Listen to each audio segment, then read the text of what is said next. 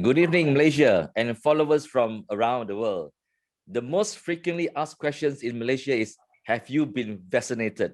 Well, the first phase of the national COVID-19 vaccination is coming to an end soon, with most of our frontliners already taken their vaccination. Phase 2 is about to begin from April to August, within an overlap of phase 3 that will commence from May to February 2022. The private hospitals are involved in assisting and supporting the Ministry of Health. Tonight, we will talk about the role of private hospitals in the vaccination rollout and beyond. Is it possible to have a private vaccination program?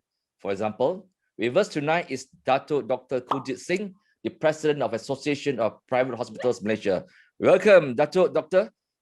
Please share with us what has been done by the private hospitals and what has been their role in the rollout so far?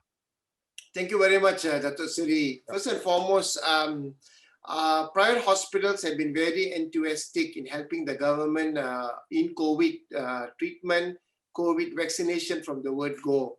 Okay. If you trace back one of my articles in the beginning part of the pandemic last year, which was published in Star, I did mention even then that the private hospitals are willing to treat COVID-19 patients, but for good reasons, the government continued treating COVID until January this year. Okay. We started accepting patients in private hospitals from January this year in a small way based on our capacity and capability. And in the month of March, we embarked in private healthcare workers vaccination together with the government. So we are ready to help the government. This effort of vaccinating our own private healthcare workers shows that we are capable of running a vaccination center. And up to today, we have about almost 20 hospitals, mainly in Selangor and Belaya, and some in other parts of the country, vaccinating private healthcare workers very successfully at the tune of 200 people a day, which is quite good. So what is the target for the private frontliners? How many of the personnel will eventually be vaccinated in this particular phase? Okay, the latest report that I got today, we have almost touched 400,000. Okay. That would include the government frontliners. And of course, their frontliners will also include military, police, and all that. We don't have the segment to the calculation of exactly the healthcare workers would be how many, but we almost touched 400. And I think by end of the month, we will definitely achieve the 500,000 mark as the government has planned. Okay, so that is the first phase where most of the government frontliners and the security personnel and would have been vaccinated by then. Yes. What about the private, what I call it, the private frontliners in hospitals? What is the target? When will they end? Okay, the target is should be the same with the government, that we plan to vaccinate all by end of this month. Okay. But the way I look without getting the real data, I think that we will be able to achieve 60 or 70% by end of the month in private. There will still be about 30 or 40% that may have to wait into the second phase. For example, Malacca has not started vaccinating a single private hospital healthcare worker as yet.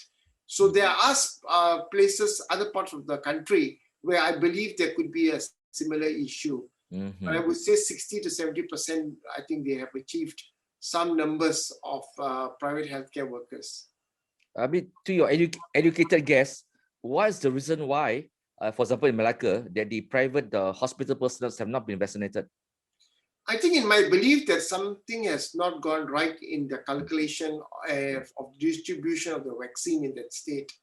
I've not got an answer correctly, but I think when we compare with the other states, they had distributed from the very beginning, planned from the very beginning how they're going to distribute the vaccination. Maybe that was a gap in Malacca, but I can't comment more than that because I do not have the real knowledge. Understand. Okay, so the phase 2, which would begin from April to August, this one will involve mostly the elderly folks, right? Yes, the high risk and vulnerable. Mhm. The Ministry of Health is now already asking us to identify patients in the private sector who are known to have high risk. For example, diabetes, hypertension, cardiac patients, kidney patients, Okay, to start isolating a list I so that see. we can submit to them. I see. How the processes and mechanism is going to work, we are still unclear. Mhm. But this is the first step that they have actually asked the private sector to do. So, doctor, to support our claim that we have a diabetic problem or high blood pressure, do we have to submit a medical report to show that yeah, I got this problem and I should be in line for the vaccination? So far, what we see in My Sejahtera as how they're done for the frontliners, healthcare frontliners, you make a self-declaration that you're diabetic, you're hypertension, you're a cardiac patient. There are questions that you need to answer. It will Mhm. be very laborious if you would want the patients or the public to come out with reports. Mhm. And if that is to happen, then it's going to be difficult. But I I think see. it's all a question of trust. But of course, if someone lies in their declaration, there might be some sort of remanding act that the government may take against. Yeah. So I think they have to be trustworthy and declare honestly that you have a medical condition so you Mhm. can be brought up in the list. What happens if someone like me who is not on insulin, but I've got this borderline sugar problem, which is above 6? Okay, now I'm not on medication. Would I, when I fill in the form, I mean the My Sejahtera, do I say that I've got the diabetic problem? Well, I think the My Sejahtera will always tell you that you can tell your status that you are diabetic. It doesn't really tell you how bad your Okay. diabetic is in that sense. So I think that is not really a problem. As Mhm. long that you say you're a diabetic and they don't really tell you whether you are or what category of diabetes that you actually suffer from. Yeah. So you can always update it in your My Sejahtera, right? Because I've got Yes. this. Some say that no, you're borderline. You're not diabetic. Some say no, I'm already 6, okay, to 7, and if the durian season coming soon, it's going to hit 7. Yeah. No, they don't really look into in that manner. They just tell you, do you have a chronic disease? Full stop. Yes, yes. And But anyway, just the COVID doesn't bother whether sure. you are a severe diabetic or a mild diabetic.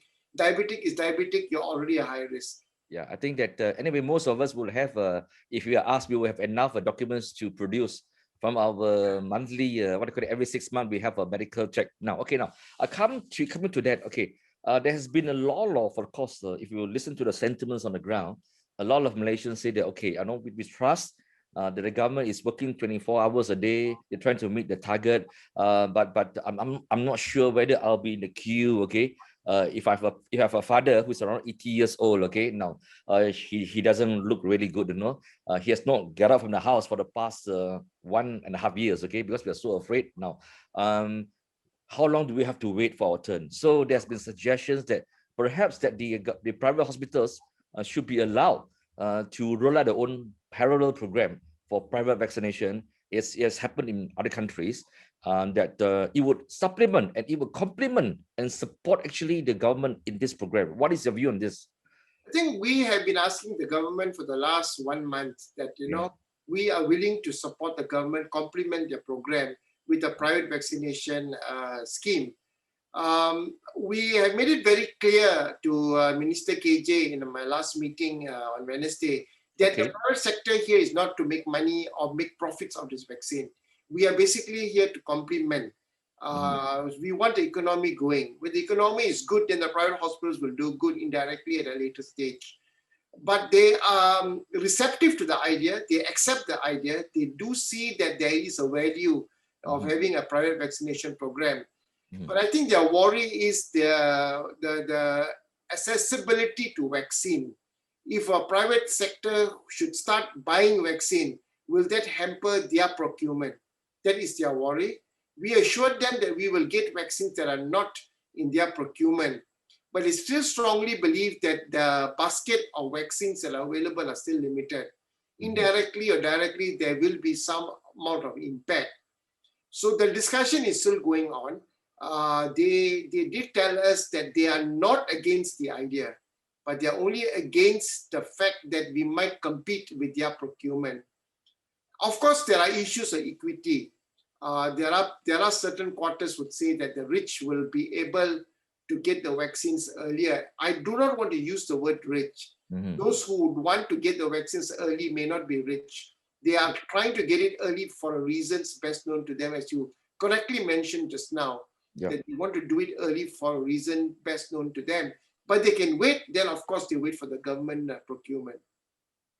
You know, the question of not having enough vaccines to go around, my argument is that if the Malaysian private hospitals do not make this procurement, there'll be other countries who will make the same procurement, private hospitals in other countries that would make this procurement. Can you share with us? I've read somewhere there are many countries who are already private hospitals. In many countries, they're already making this procurement anyway. What are these countries? Okay, India started it first, more than a month ago, where they had parallel vaccination from the start. Of course, the reasoning is different in India because they have a huge population, and if the government were to do it on their own, it's going to take years together to really vaccinate even 60 or 70% of their population. But they have done it very successfully without much of an hassle. They are run parallel programs. Sometimes you can go to the same private hospital and get two types of vaccine. Either you buy a privately owned vaccine, or you can still get the government vaccine in a private hospital. Indonesia has started it pretty successfully for the business community because Indonesia believes that the businesses are actually very important for the economy. So they what they call as the economic frontliners. Yes. In Thailand, the government is selling the vaccines, government procured vaccines to the private sector. So it is very, very controlled. And I think that is also a good model that which we have also suggested to YBKJ during our engagement. So when we look at these models, I think, as you correctly state, that if we don't start working fast for it, then we are going to be again waiting at the end of the line. Yes. If a lot of other countries are going to pick up, and I did tell the government that there will be a lot of countries who will start doing private vaccination very, very soon if we are going to be too late in this decision. I've read it somewhere that there's even such a thing as the vaccine tourism in some countries. Have you come across such reports? Yes, we have seen it happening in certain parts of America, in the Caribbeans, and I think I also saw it in Europe, whereby you can take a holiday between 2 to 3 weeks, which kind of helps both ways. It enhances the tourism. At the same time, patients are able to get their vaccine, provided they are tested negative for COVID before entering. It is a good plan. And then also shows and tells the world that actually there's no real shortage of vaccines. When you get into this kind of business of tourism, that means there are excess vaccines that are actually easily available. I'm not brave to say this for sure, but that gives me an implication that if when you can use vaccines for tourism in that manner, surely vaccines are not that limited.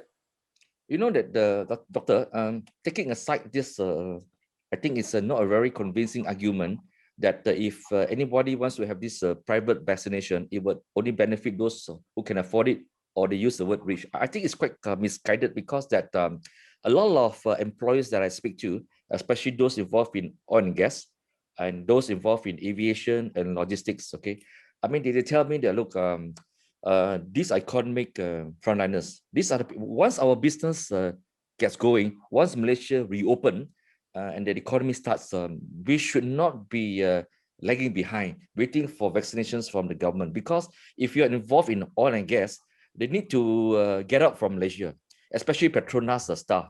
They operate in countries like in Sudan, okay, and in many countries I've seen, okay, and if they cannot get themselves vaccinated, how can they leave this country, okay? And if they in another country, they also have the problem. If you're in Sudan or some African countries, imagine you're not vaccinated and you are Petronas staff. So organizations like Petronas would really need this vaccination for their staff. And these are the staff that would benefit, not the rich. If you're working in Malaysia Airlines, or you're working in AirAsia, or you're doing this logistics business, their staff needs to get vaccinated. And so are the food deliverers. And many of them are out in the streets all the time. I take, for example, some of my colleagues in the media line, they are out in the what do you call it, in the field almost 24/7. They are not rich. But certainly a lot of the media companies, if they have not been in the listed in the frontliner so far, I mean, a lot of companies will want to take care and protect their employees. So I think this is the angle that those who argue the case needs to look at. It's not, this is not a class struggle argument, the rich and the poor, but talking about what do you call it, companies protecting their employees. You know, I give an example. You know that the people do not realize it that, for example, if you're in the business of bereavement, which is of course a good word for those providing funeral services. Okay, I mean that throughout the MCO, throughout everything, they are providing funeral services. Can you imagine that how exposed they have been? So this company says that, look, we want to protect our staff, and these are not rich people. So I think that it would be good if the government understands this argument from another side. Now, coming to another what do you call it? Another question which I want to ask you. Now, to make a procurement for a vaccine, okay, obviously that it is not something that you make a call and then you'll get it the next day. How long does it take to procure this quantity of vaccine? The initial engagement or preliminary engagement we did with some of the manufacturers, one they said is, yes, first thing, please get permission from your government. Okay. If your government doesn't allow it, then there is no reason of discussion. Oh. But if, because they were told that they only could procure, they could only sell to government. So that's the first thing that the manufacturers mentioned to us. The second thing is they said, yeah, it will take about 2 to 3 months if you start ordering now. Again, the question will be how much you're going to order and what kind of consignment you're looking at. It's a myth that they would like to deal with large consignments. Not really true. Okay. Yes, during the initial stage maybe, but if we start ordering now at this stage, then we're looking somewhere June, July, where the vaccines can be obtained. Now, if we keep waiting for this decision to be made at a much later stage, then obviously the waiting time is going to be longer. There would be a lot of other countries would come into the scene of ordering more vaccines, and then this all supply and demand. Yes. So my urge is that, you know, if the government could make some preliminary policy thinking in this, allow us to order them early. In fact, we even mentioned this to the government that if the big corporates like Petronas can procure it on their own and give it to the private sector, private hospitals to vaccinate, we're happy with that. Yeah. Because they will have the numbers. They can actually give sizable numbers to the manufacturer. And it is all paid by a big company like Petronas. And we got 146 members in the Association of Private Hospital. We can sit and vaccinate for all of their workers throughout the country. And even offshore, we can actually make arrangements to get their people vaccinated. So we are open to all this. Yep. So it's just a matter of telling us yes, and we can start the process. You know that by the time if the private hospitals were to make the procurement now, by the time these vaccines actually arrive, it will have been almost the beginning of phase 3, almost the end of the government program. Now, if you look at it, that Malaysia at some point needs to open up its doors again for the foreign workers to come back. I speak to those people from the plantation. Okay, you know, the price of commodity, the price of palm oil has finally picked up. It is at a 13-year high. For a long time, the palm oil was not heading nowhere. It has gone up, but the problem is that although it is at an all-time high, there are no people to harvest these fruits, so they are lying on the ground because the workers are not allowed to come back. And of course, many of us with domestic maids realize that we are all struggling because the maids have not been allowed to come back to Malaysia now. But at some point, we have got to open up the doors. And obviously that the government should not be expected to pay for their vaccination. And there are huge numbers of them. Agencies, plantation owners, and employers are prepared to pay for this vaccination of these workers. Now, can you imagine if you do not have a private initiative, they will be joining in the queue as well. And it may even infringe into our what I call it, our queue. So these are the things which I think that the government needs to think about the reopening of the Malaysian economy. So we're talking about procurement in June, July, which will take another 3 months. By the time it may take towards the end of the year. The other question is that many people do not realize that once you take the jab, there's another second jab. And of course that a year from now, you have got to take your jab again, right? You need to have the studies have shown that most likely there will be a booster jab every year. Because number one, your immunity response to COVID after vaccination will come down. Of course, the scientists are not certain in this aspect because this is something very new. Number two, there could be new variants of vaccines, new variants of viruses of COVID. Like we have already seen some in France, we see South Africa. So I think that's one of the reasons why a booster would be required, but there is no decision on this as yet, whether the third booster would be required. Okay, so it means that we are not sure, and that we're not sure whether there's a need for a booster jab. Now, if there's a need for a booster vaccination, so this is something that will go on forever, right? Yeah, we hope not, but looking at the COVID vaccines behavior, we all expected wrongly when first COVID started among the medical fraternity that this may be just a very short-term thing. Couple of months, like any pandemic, like how we had Ebola, SARS, and Nipah, we got over it. Unfortunately, it was not the same.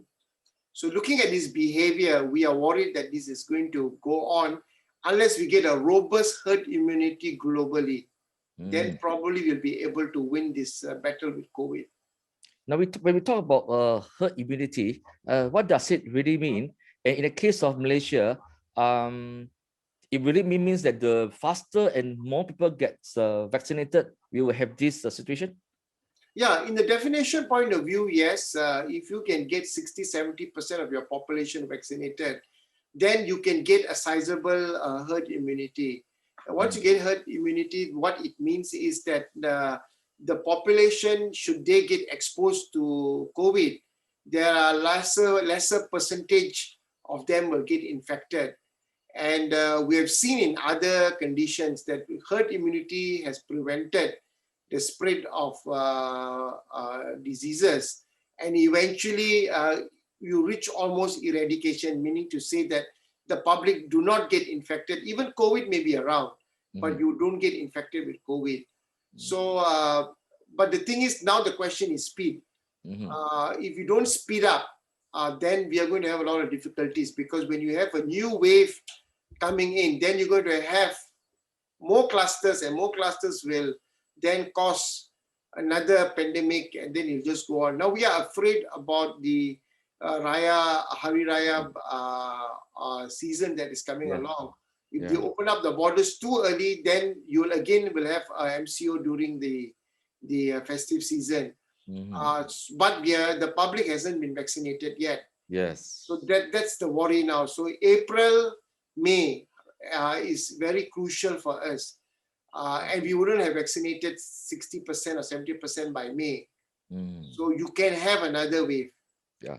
I think in Europe, especially in Italy, they're experiencing their third wave in a big way. Yes, that's our worry. Yeah. So, okay, the doctor, for someone who has been vaccinated, does it mean that you will not be able to spread the COVID to another person? How does it work? The vaccine protects you depending on what the type of vaccine that you take. If you take the Pfizer BioNTech, it tells that it is 95% after your second dose, and it should be 3 to 4 weeks after your second dose. But that protects a person up to 95%. What does it mean? There is still a 5% chance that you'll get infected. Okay. So nothing is 100%. But the studies have shown that a person with the vaccine can still spread the infection, because it may not affect you. You may be infected, but it doesn't affect you, but you can still spread. So you still have to wear masks, you still have to do hand washing, and still avoid. We are still preliminary in this area to understand what would be the post-effect of vaccine, how it's going to happen, because we all just got vaccine. Yes. And some of us in Malaysia, I mean, the healthcare workers will be vaccinated for the second time, maybe from tomorrow onwards. So Okay. it's so preliminary to make any conclusion. Mhm. What is the difference between efficacy and effectiveness? Well, efficacy is how good the vaccine works on a particular patient. Effectiveness is to show whether it is effective in the name of the medication or the vaccine in a sense. Whether it really plays its role in terms of the patient getting the COVID and also not spreading it to somebody else. So it is very close, effectiveness and efficacy. Efficacy is normally described by the drug companies when they give you a particular medication for the individual, how it's going to work for you. But when you look at effectiveness, you're looking at the totality of it. Okay. So when somebody says that, oh, it's only 50%, is it good enough? That means 50% of time that you might still get the vaccine, you might still get the virus, and you still get infected. But if you get infected, then the question is, how badly infectious are you going to be and how badly you're going to suffer? Now, studies are saying that if you're vaccinated and you still get COVID, but then your episode will not be so bad because you still have antibodies in you, but it probably is only up to 50%. So vaccines that claim that it's 50%, of course, you're going to have that kind of an issue. So there will be a 50% chance that you're going to get infected, but you will not get infected that badly. But you take a vaccine which is 95%, then of course, mathematically, you will know that 95% of the chance that you're not going to get infected. But if you get, then it's 5%. Okay. Now, I understand that in the case of for flu, the drugs available is almost similar, like 50%, 60%. Yes. Okay. Now, why is it that after a person is vaccinated, the person needs to lie on a bed or rest for 45 minutes? What's the reason? Actually, we after getting vaccinated now, you don't have to lie down. If you don't have any comorbid condition, that means you're pretty healthy. You just have to sit upright for 15 minutes to be observed by the healthcare providers. The doctor, the nurse will observe you sitting upright. But if you have a comorbid condition, like you have heart problem, kidney problem, diabetes, then the observation is 30 minutes. Also sitting upright. But we do have, in most vaccine centers, we have beds where if somebody feels a bit unwell, he can lie down for a while. And most of the vaccine centers in hospitals, we have resuscitation bay, where we have the emergency trolley, we have a doctor available to get into action in case any one of these patients collapse or get into severe trouble. So you don't really need to lie down for 45 minutes. It's just 15 minutes or 30 minutes, depending on your condition. But definitely no such thing as take a jab and leave the hospital or clinic. Okay. No. For COVID, no. But of course, when you look at a lot of other vaccines, people just get jabbed and just walk out. For example, your MMR, measles, babies gets vaccinated and go on. But I think it's a good practice for any kind of vaccine or any kind of injection that you take, even if it could be an antibiotic injection. It's always best to sit and rest for at least 15 to 30 minutes because anything can happen. Anything that you inject into you, the risk is always there. So in Malaysia, there are so far only 3 vaccines that have been approved by the NPRA, right? 3. Right, yeah. What are 3? Pfizer, AstraZeneca, and Sinovac. Okay. There are another 2 or 3 more still in the pipeline. So we have no idea when will that get approved by NPRA. So what's the difference between Sinovac and Sinopharm? I don't have much information on Sinopharm, but Sinovac is widely done in most countries. In fact, Thailand, even Indonesia, they're using a lot of Sinovac. The differences, if you look at the specification, they are not much different between Sinovac and Sinopharm. Again, Sinopharm is not registered by NPRA.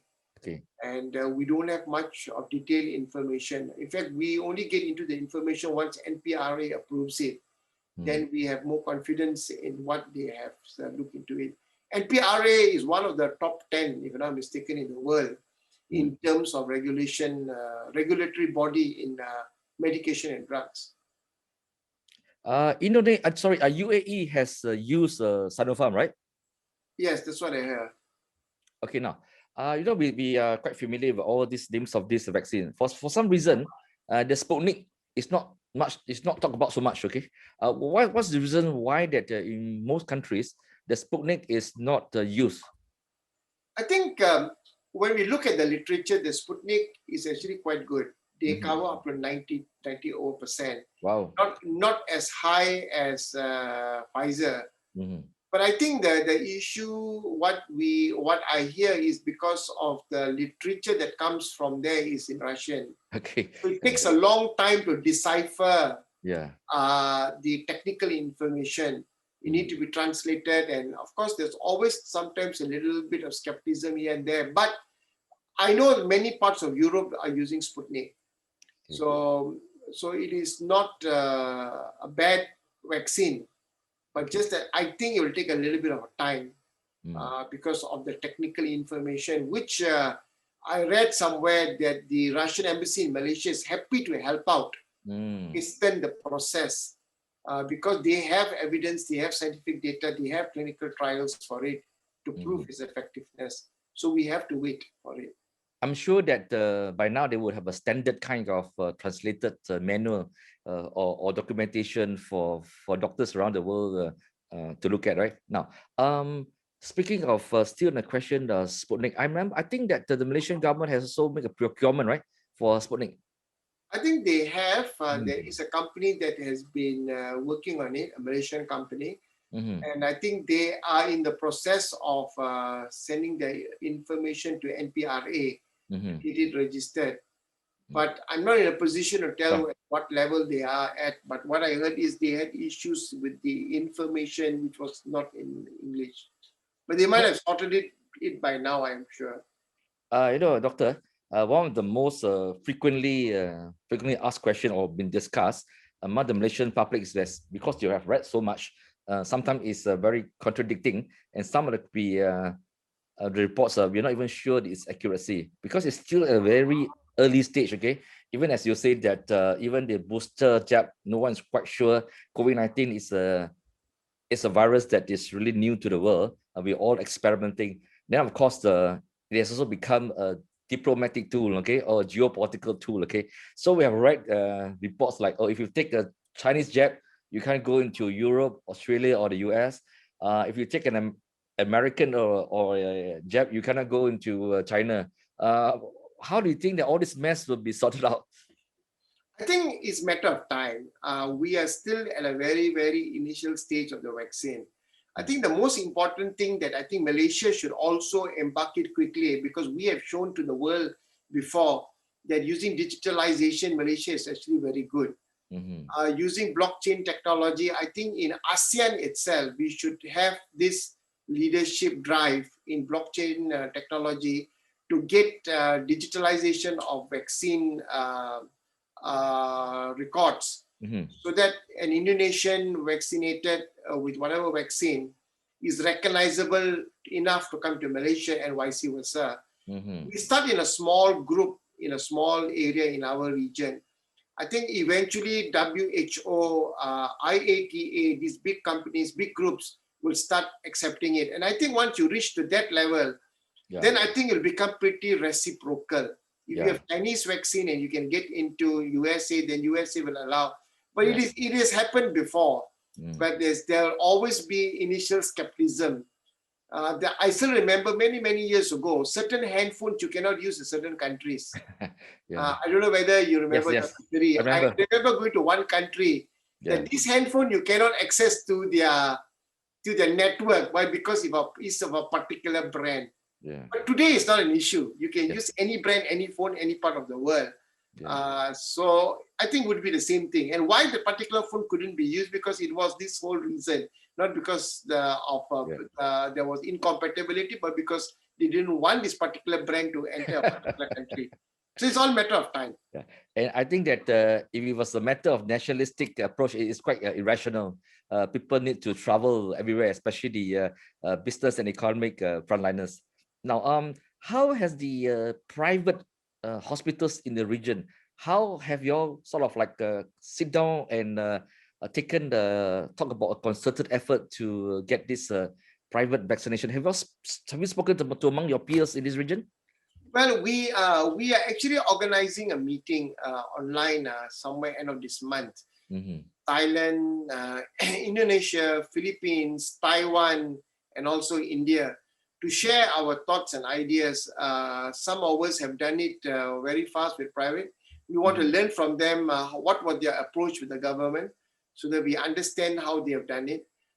In fact, among the private sector, we are very close. We are very closely knit. We have our associations do meet online with each other. Of course, when there was no COVID, we used to visit each other's country to learn this. So we are already exchanging our views, and it's pretty healthy. Of course, every country has got issues with their government, because the policies can be pretty rigid when it comes to COVID vaccination. So, okay, Doctor, one final word from you. How will the private sector, the private hospitals, work with the government to ensure that both sides understand each other and that both sides have a common target? That's to vaccinate as many Malaysians as possible, as many Malaysian workers, and even as many foreign workers who are working in Malaysia. What is your final word on how both sides can work together to ensure that it will be successfully carried out? Okay, we have promised to the government that we will actually actively help them in their public vaccination program. They could use our hospitals as vaccine centers, meaning to say, if a patient wants to be vaccinated, and on MySejahtera, a private hospital can be a selected one, not selected by the patient, but the government can actually channel patients to our private hospitals for vaccination. And the government is working on some sort of remuneration plan for the private sector to embark. We, in return, were also committed to the government that we can send our workforce to their mass vaccination center, which they are planning to do in third phase, like stadiums, public halls, where our healthcare workers can join in the public healthcare workers to vaccinate. They're looking at vaccinating like 8,000 people a day, that kind of a thing. Very ambitious number, but we are willing to help in that sense, because that makes a lot of economic sense if they don't have manpower. But at the same time, our appeal to them is allow us to have a parallel program. We are not hampering, we are not making their program difficult, or we are not taking away their vaccines, but let us have our parallel program for those patients who require vaccination earlier. And there will be multiple reasons that they want, but of course the patients will have to pay for it, because these are privately acquired. But let us work with them to help the economic frontliners first, like as we spoke just now about Petronas, Felda, MAS, CIMB. Let us start with that first, and if that works out well, then we can have a privately paid, independent, and by that time, I think the government would have started their process of vaccinating the public. So we want to work in tandem, but what we are asking the government is, please start planning now and make decisions now, so that we can work this out. Because we don't plan and decide now, then you're not going to be successful. That is only our one plea that we are asking the government. I hope we get some answers very soon on this, so that we can work it together. Of course, there's also this question of education. Those of us who have not been vaccinated can't wait to be vaccinated. And there are people who have been offered vaccination but turns it down because they are unsure. So what can both sides do to educate the Malaysians? I think education is very important, but then there are some people you can educate them as much as they want. They will have their preconceived ideas about the vaccine. We do see among the frontline healthcare workers who have also denied vaccination. They are healthcare workers and they're denying it. They have their own reasons why they would want to deny it. But we also felt that as the process started, some of the anti-vaxxers then decided that they are going to get themselves vaccine. So there is a bit of a shift, but you cannot really force anyone. Absolutely. They should take the responsibility on their own. They should read responsibly whatever thoughts and ideas that they have come across through the media, alternative media. There's a lot of Western world articles, Yep. media reports, YouTubes, which can be very convincing. But I think we need to use our sheer intelligence in making that decision, because these days people can be very convincing when they Yes. come up with any sort of ideas regarding vaccines. I would say it's highly irresponsible if you think that you don't want to get vaccinated, because then you will be a potential threat not only to yourself but also to the rest of us. Thank you, Doctor, for taking time to share with us your thoughts and your views on how the private sector, the private hospitals could support and complement the government's effort to ensure that all Malaysians stay safe, stay vaccinated. I think it's a good initiative. I hope that you will succeed in your plans and that will make Malaysia a really good place, and we can restart our economy and we can go out and continue the lives that we used to lead previously in 2019. Okay, so thank you very much. Thank you, Malaysia. Thank you, Doctor, and to all the followers. Thank you for joining us tonight. Please like, follow, and share Real Chun Rai and Dr. Kuljit Singh. Thank you so much. Good night. Thank you. Right.